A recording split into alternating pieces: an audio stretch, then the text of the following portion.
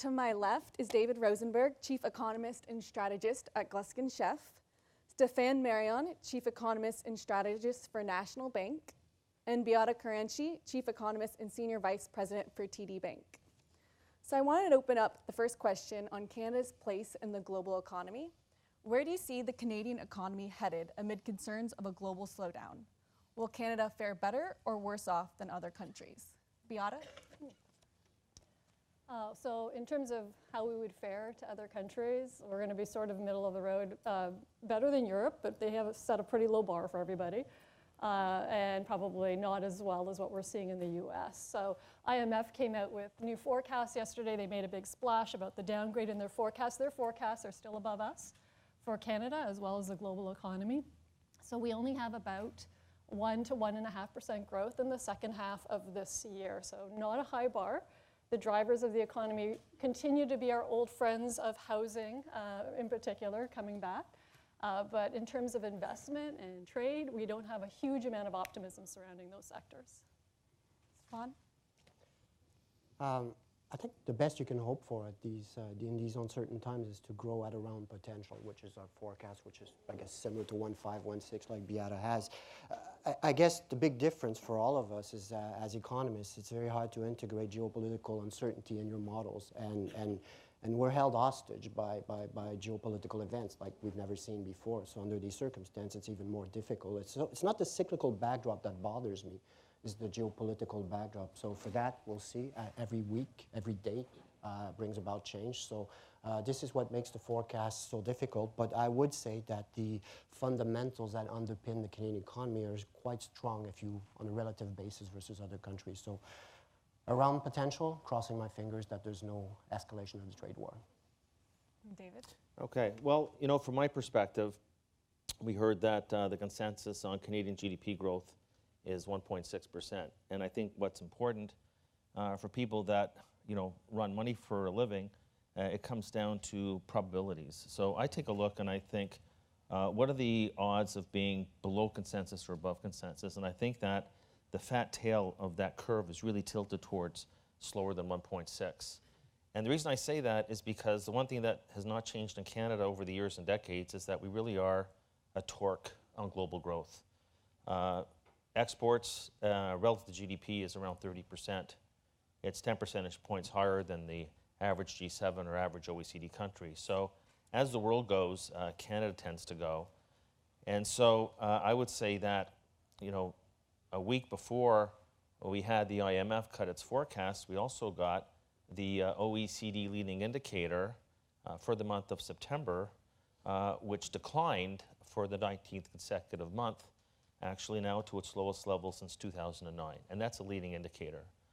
So I would say just by that alone, given the high trade concentration in Canada, and of course it's really tough to be overly bullish on consumer spending when you're taking a look at household debt to income ratios in Canada actually are higher today than they were at the peak of the US credit bubble 12 years ago, and the financial servicing out of that is actually at its highest level in 2 decades. So you got consumers here, 60% of GDP. Exports, it's hard to really look and see what the remainder of GDP is going to do to offset weakness there. So I'd say that the surprise is going to be to the downside in Canada for the next year. And based on your forecast, do you see the bank following in the Fed's footsteps? I'd say for us, well, the Fed has already cut twice, and we have a third one on deck. And certainly the Bank of Canada has taken a more neutral bias. I would say they've been a bit more stubborn in terms of being able to move towards the camp of rate cuts. Interestingly, both central banks define themselves as being data dependent, yet Canada's growth has underperformed that of the US, and the US is cutting and Canada is not. So what I think is ultimately happening is that the Bank of Canada at this time is sufficiently pleased to import the lower yields that's coming off of the risk sentiment from the US over to the Canadian yield curve, which is not propelling them to cut on the short end, hence the deeper inversion and more sustained inversion that you see in Canada. But ultimately, I think they're going to have to be pulled off the sidelines because our forecast is going to, one, we believe, underperform what they're expecting, and two, if you're sitting at 1.5% growth, this is not an economy that's actually towards its potential, especially with our population influx that we're seeing. So we should be seeing better drivers coming through. And one of the biggest, weakest spots in Canada is really what we're seeing on the investment side. It's very low and underperforming, back at levels when you look at intellectual property and machinery and equipment that you saw pre-recession. So you're defining levels of investment that are in the camp of 2004, 5, and 6 levels. So we do need some growth drivers on that front. And really, we do have a housing market that's heavily engaged with a consumer that's indebted. And that is a demand driver coming from the population. But I think to put all your eggs into that basket is a little bit of a risky strategy. And what's your time frame for the next cut? Well, I had originally put them in this year, and then the jobs numbers keeps undermining my view. So, and I don't think because the Bank of Canada is starting from a more neutral bias as opposed to the Fed, I think it's more likely they get pushed into next year. So they will likely want to see the whites of the eyes of a deterioration in the data before they start to cut. Okay. Stéfane? I don't have rate cuts. He's the optimist on the panel. Well, listen, we've had 10 consecutive years of the overnight rate being below inflation. This is unprecedented. So monetary policy is already very stimulative in Canada. You know there's an election, right, coming up, and they're going to spend a lot of money. And at the same time, we have huge fiscal stimulus coming our way. Based on our Taylor rule of the Canadian Bank, for the Bank of Canada, the Bank of Canada should be hiking rates, not lowering rates. So I'm willing to go along with the geopolitical environment. Okay, you don't hike under these circumstances, but you certainly don't cut. I have the U.S. unemployment rate at 3% next year. I'm not going to cut rates in Canada. Okay. David? Well, Next move is a hike, by the way. The Taylor rule would be telling you that the Fed should be hiking rates too, and they're cutting. So I would say that I am of the view that the Bank of Canada will be cutting. I think that it's hard to really pinpoint when, but I don't think that monetary policy in Canada operates in a vacuum. And you're seeing an increasing number of countries cutting interest rates because the global economy is cooling off substantially. We are in a growth recession, and with a lag, that's going to come back and it's going to hit the Canadian economy. I know it's not today's story, but I think it will be next year's story, and it's going to swamp the fiscal stimulus that we're going to see. So I think the bank is going to cut rates probably, I'm thinking 4 times next year. I think that it's actually a free option because the futures market is not even barely priced 60% of the way for the bank to do anything by the next year. And I think that they will be forced to do something because the Fed is going to continue. This is not, if you notice, Jay Powell is no longer talking about a mid-cycle policy adjustment. I think that he more or less regrets saying that. And now if you're taking a look at the last set of FOMC minutes, they don't talk about the effective zero bound anymore. They talk about the effective lower bound because they're not even clear as to whether or not they'll have to go to negative rates when all this is over. I think they're going to be going to zero. And I don't think the Bank of Canada, this is a case where your assumptions drive your conclusions. I think we're going back to zero. And I think we're going back to a lot of other things by the time this cycle is over. And the only way that the Bank of Canada would want to stay in the sidelines is if they wanted to tolerate an undesirable tightening of financial conditions through the Canadian dollar, which would then crimp exports even more. So I think the bank will have no choice. To me, inflation is a lagging indicator. It's really more about inflation expectations that really should be driving monetary policy. So I think the bank will be cutting. I have 4 cuts for next year in my forecast. And to talk about some of the bright spots in the Canadian economy, immigration. It has been fueling population growth. How important is this to economic growth? Beata? Pretty important in the case of Canada in particular. So first of all, you have all your G7 economies with aging demographics. And so your growth composition is going to come out of a ratio between your labor force growth and your productivity growth. Canada's productivity growth has been horrendous, especially in the last year. And so therefore, more of that growth is going to come off of that labor force growth. So if you think of it as a ratio, as your population is aging, you would typically have about 2/3 your growth off of productivity and 1/3 off of labor force. But our metrics are kind of turning in upside down. So if we can't get the business drivers on the investment side to really kick in, you have even more dependency coming through your labor force growth as the means of having basically instead of lower cost of capital, you're going to have it through the lower cost of resources. So it's particularly important for Canada. It's been particularly important for our housing market, which has been the one area that, I always say, there's that old expression, you can always count on 2 things in life, death and taxes. And in Canada, it's death, taxes, and a rebound in the housing market. because every time it gets compressed, it just seems to come back up. And I think this is where economists tend to underestimate that demographic dynamic, how it feeds through the economy. Japan's on the polar opposite end of that spectrum, and I think Canada is proving to be a proof point that you allow in population growth that's 2 times the growth of what you're seeing in other countries. It's going to feed through to the consumption and the housing cycle. And so that is now one of our biggest strengths relative to other countries. But we still haven't solved the issue on our investment in productivity, which is really important for the future of growth, especially as the economy becomes more digitized as we go forward. Stéfane? Well, you can let David go first because he keeps on picking my forecast. So let him go first and I'll pick on his forecast. David. All right. Well, you want to see 2 economists fighting in a soundbox. That's what we all. So, but we love each other. So let's just say that this is what's interesting. Population growth in Canada is running at 1.5% year over year. GDP is running at 1.4% year over year. So it's the classic case of lies, damn lies, and statistics. So there's this aura, or there's this appearance of the Canadian economy doing well. But actually, in real per capita terms, this is where I would differ. In real per capita terms, Japanese economy is actually growing. In real per capita terms, the Canadian economy is actually contracting fractionally. But it is the primary source of growth. There's no doubt about it.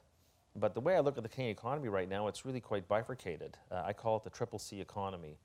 There's crude, condos, and cannabis. And when you actually take a look at, there's 40% of GDP, which is housing, which is basically cannabis and government. And of course, everybody talked about the numbers that came out on Friday, and a lot of that was public sector. But when you're taking a look at the public sector, housing, and cannabis, that basically is growing 3% year over year. The other 60% of GDP is growing 0. So I'd actually say that the Canadian economy right now is actually, fundamentally weak. And it comes down to the comment that you made earlier, which is why if the economy is so weak, isn't inflation melting? I mean, it seems like Canada is the only country in the world where the Phillips curve hasn't rolled over. And it might be because potential GDP growth is very weak. And that's probably one of the reasons, the structural impediments, the lack of competitiveness in Canada, that has shown up actually. The fact that we've had 11 consecutive years of a current account deficit really tells you something. And with a cheap Canadian dollar, it tells you something about the homegrown competitive problems the Canadian economy has. But I would say, just back to the point that absent population growth, the Canadian economy is actually contracting right now, fractionally. So how do you say this is where your assumptions drive your conclusions? I would argue that our immigration policy is critical to our growth. I would argue it's the best immigration policy in the world. I would argue that our population growth is concentrated in age cohorts that provide much better transmission of monetary policy. So immigration accounts for 80% of our population growth. 2/3 of our immigrants are prime age workers.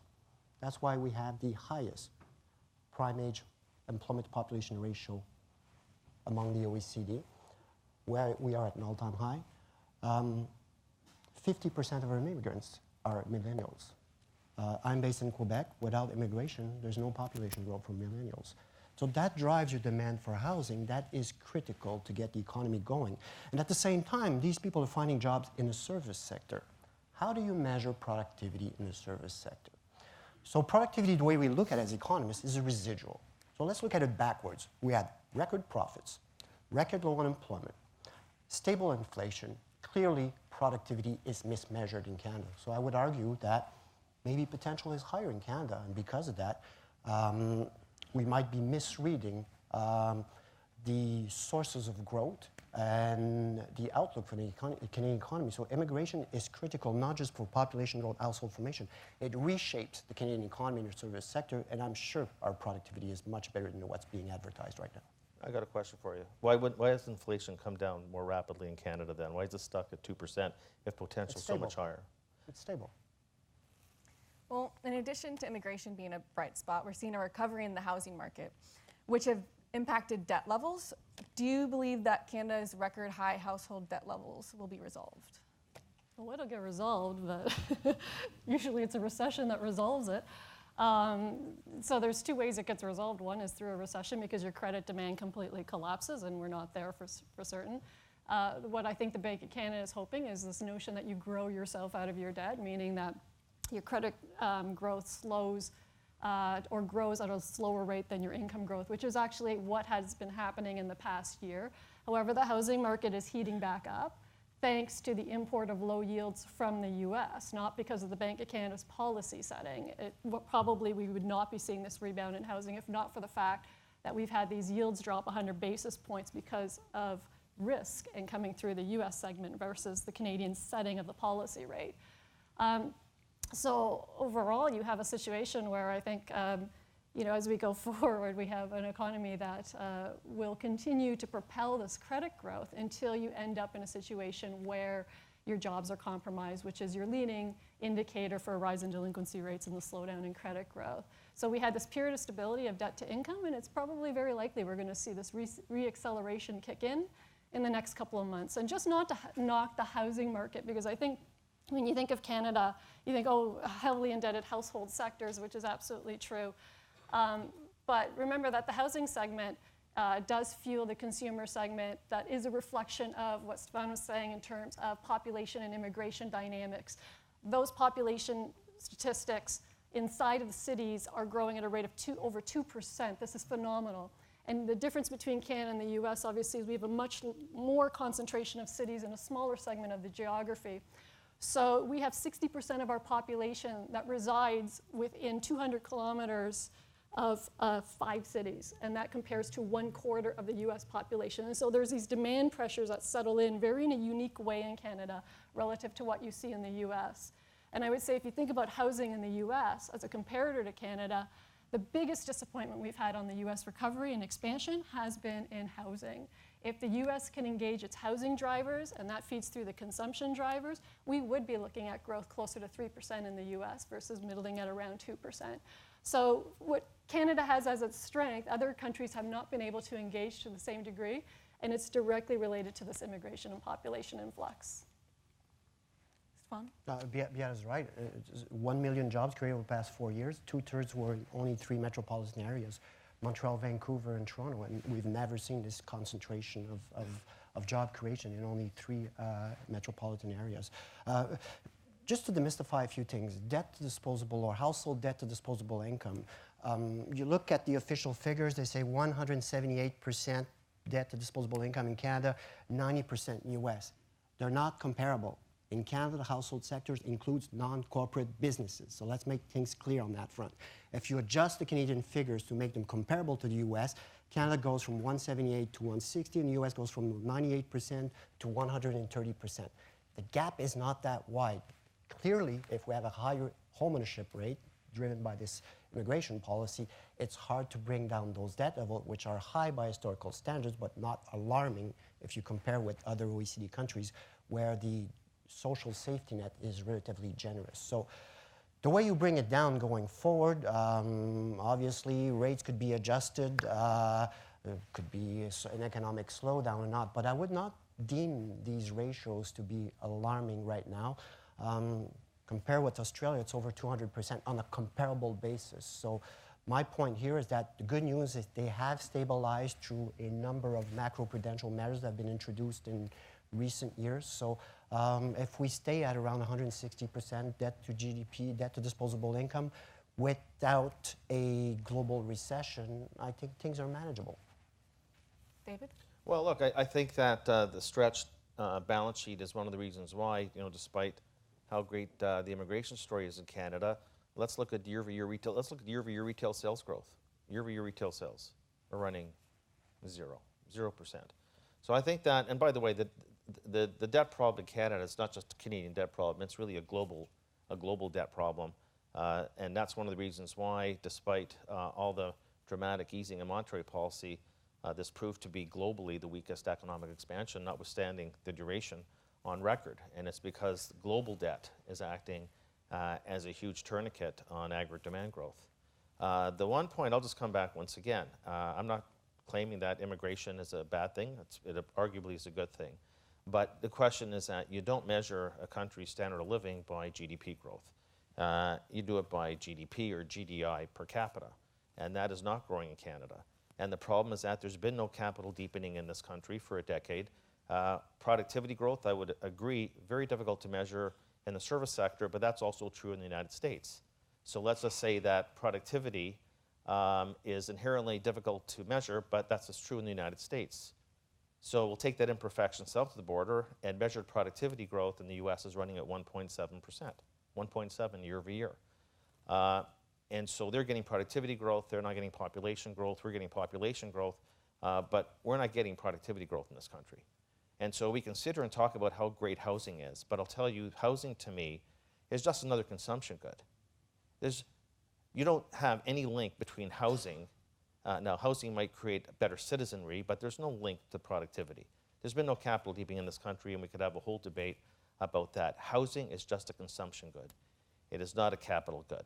And the funny thing about Canada, when I said the triple Cs, right, what did I say? I said cannabis, crude, and condos. I think we're the only country in the world. I mean, you go to the United States, and every single month when you look at the housing start numbers, typically there's twice as many single-family units being built than multifamily. And that's actually got a much higher multiplier impact on GDP if you're just looking at housing in your model. In Canada, there's 3 times as many condos being built every single month than there are single family. And you start wondering, well, you know, who exactly is buying? Who are buying these homes, right? Are these Canadians buying these homes? Most Canadians can't afford to buy these homes, or these condos, I should say. So anyway, that's a different issue altogether. But I would say that to be talking about in Canada at a time when residential construction as a share of GDP is almost at a peak. It's not like it's 3 or 4%. You know, to be talking about I'm bullish on Canada at a time when housing as a share of GDP is already well above the historical average. To me, what you want to see is you want to see what's below the historical average, which is capital spending. You want to see a capital spending cycle happen in Canada. And there's no signs I'm seeing that's taking place. Well, I agree, right? That was my very first statement. What's the missing link in Canada? There's so much emphasis on housing, even in the political platforms that we're seeing out today for elections on Monday. But you're not seeing the emphasis on how to get the investment side rising, especially with the energy sector not being that major contributor anymore. But just a little bit of cautiousness in terms of, I think we knock Canada's housing sector way too much. If you look at the construction levels relative to the population, remember your base is this massive influx of people into the country, into education system, into skilled level jobs, Stéfane mentioned, and into the core age group of 25 to 54, which is where you get your ramp up in housing. That construction to population metric is not showing bubbly indications. It's not even at levels pre-crisis. Relative to the US, is it elevated? Absolutely, but my point is the US is too low, and relative to Canada being too high on that construction metric. The problem is our supply isn't keeping up with the influx in demand, and that is the bigger issue. The reason the condos are getting built because it's the cheaper price point, and we have density problems. Like I said, we have a concentration of the population in very small square footage of areas across the country. And what I've been saying is, like, Canada is going through a maturity spectrum in home ownership and housing that we will start to look more like many major American cities where we need to get our rent ratios up, not our home ownership ratios up. And so the affordability and how people think about housing, we need to see that migration more to being okay with renting as opposed to ownership rates, which are already at 70% and are just high relative to everybody else. Clearly, it's still affordable. People are still getting into the market, but they've moved down into that condo segment. The reason the US, I think, is underperforming so much on housing, where we would like to see more drivers, is while Canadians have a lot of household debt, mortgage debt, on the flip side, your main buyers in the US have a lot of student debt and other leverage that is preventing them to get into those housing units. And on top of it, they don't have the legacy of wealth from the past, like the Canadians do, to have parents and others propel them into the market. So there's completely different drivers at work. And I think it gets mischaracterized in Canada that there's, you know, housing doesn't create value. Of course it creates value. People are buying these with jobs who create value. And that creates a consumption cycle and other factors that create value in the economy. So don't knock it. A lot of countries would love to be in that situation. We Shelly, just- I would argue also that in the 21st century, deepening your pool of human capital is as important as deepening your pool of physical capital. We have an historical gap with the US in terms of the share of the population that has post-secondary education. That enables you to adjust to globalization, technological changes. This is my cue as to why our potential GDP might be higher. So again, human capital is our way of deepening our capital, pool of capital in the country. Well, we've run out of time, but I just really want to quickly, what is your probability of a recession in the next 12 months, David? Uh, Real quick. 80. 80? 30. 30? Yeah, I would put it between 30%, 40. 80, 30, 30, and 40. All right, thank you so much for joining us. Thanks.